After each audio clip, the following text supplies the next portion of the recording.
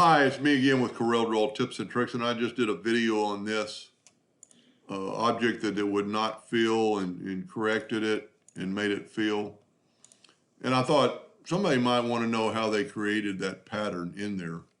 So just take your, under common shapes or basic shapes, depending on what version you have, make that line like 12 points.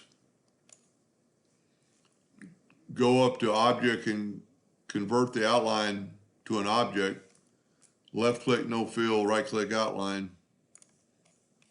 And then go to your interactive fill tool and just start playing around with textured fills, and I hit it the first time.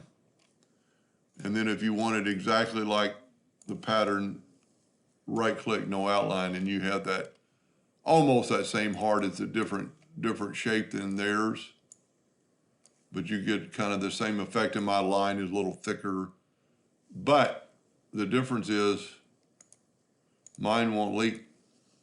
It's already done because it started out as a line.